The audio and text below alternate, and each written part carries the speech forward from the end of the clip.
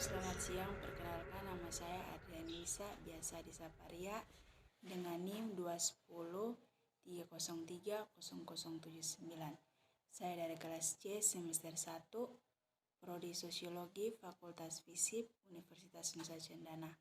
Di sini saya akan merevisi sebuah buku yang berjudul The Politics of Punishment. Buku ini berjudul The Politics of Punishment yang ditulis oleh Louis Brange dan diterbitkan oleh Routledge. Jumlah halamannya 201.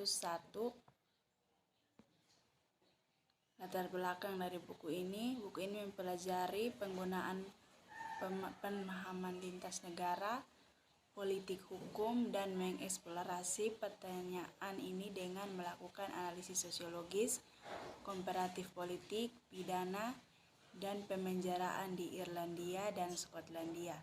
Dengan menggunakan arsip dan sejarah lisan, buku ini menunjukkan bahwa perbedaan penggunaan pemenjaraan disebabkan oleh ciri khas budaya politik suatu negara, perbedaan ide politik, nilai budaya, dan kecemasan sosial yang membentuk pembuatan kebijakan penjara.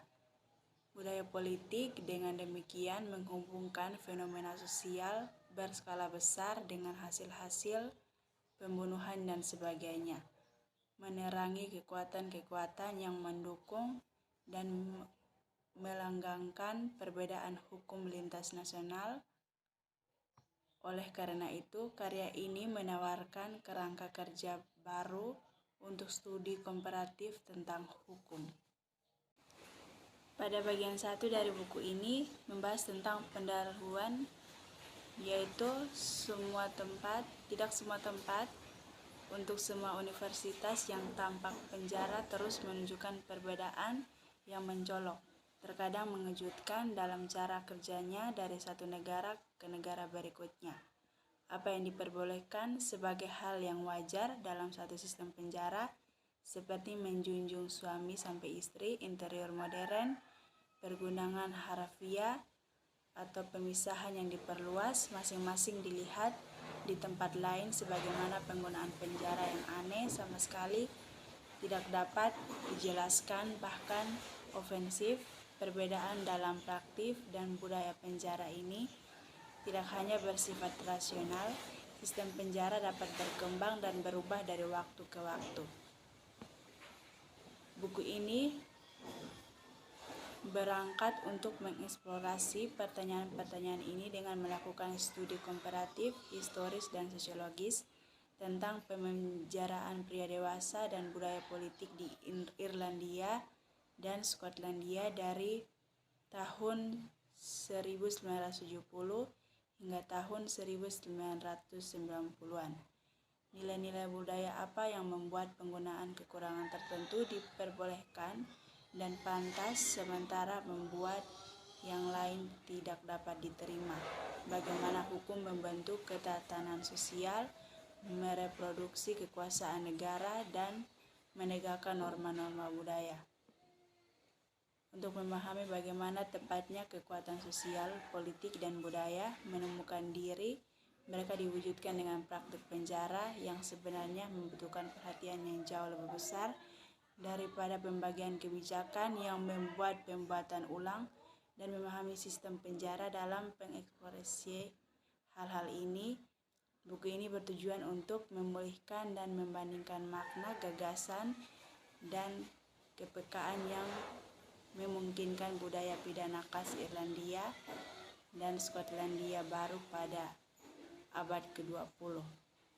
Bab kedua buku ini membahas tentang budaya kemasyarakatan komparatif dan mengapa itu berbeda antara negara-negara. Untuk menjawab pertanyaan-pertanyaan ini, kita dapat memerlukan sarana untuk menetapkan perbedaan empiris. Pertama, dalam cara kita menghukum, dan kedua, dalam cara kekuatan yang mendukung praktik pidana tersebut. Namun melakukan penyelidikan komparatif semacam ini terhambat, mengingat bahwa sosiologi komparatif dari beasiswa hukum masih dianggap pada tahap awal mengatasi kekurangan spesifik. Bab ini memberikan pembaca kosakata konseptual baru yang dikembangkan untuk melakukan studi komparatif yang memenuhi tentang budaya kemasyarakatan. Bagian ketiga buku ini membahas tentang hukuman pastoral, mengatasi penderitaan. Pemenjaraan Republik Irlandia dikatakan sebagai pengecualian dalam sejarah pidana Anglophone, di mana ia menolak pergantian hukum pada tahun 1970-an dan politik pidana yang lebih pragmatis dan tidak memihak berlaku. Dalam hal ini, kebijakan penjara Irlandia tidak banyak diinformasikan, malah cenderung hanyut dengan menggunakan agenda metodologis ini. Bab ini menggunakan kontranarasi dari informasi pidana yang disengaja dan sangat berprinsip yang dipimpin oleh pembuat kebijakan penjara Irlandia selama tahun 1970-an. Siapa yang diyakini para pembuat kebijakan tentang tahanan ini, apa yang mereka tuduh sebagai penyebab kejahatan dan kekacauan, dan apa yang mereka pahami sebagai tujuan utama pemerintahan, semuanya berkumpul untuk memberi rezim pemenjaraan Irlandia, pendekatan mahasiswi, dan empati orang yang kurang tertarik untuk mengubah dan mereformasi narapidana yang lebih peduli dengan mengurangi rasa sakit penjara. Bagian keempat mempelajari tentang pastoral, kehilangan landasan selama wawancara.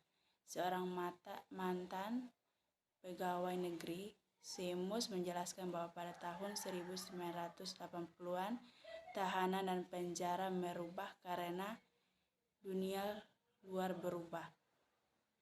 Dapat dilihat dari penjara adalah mikrokosmos masyarakat.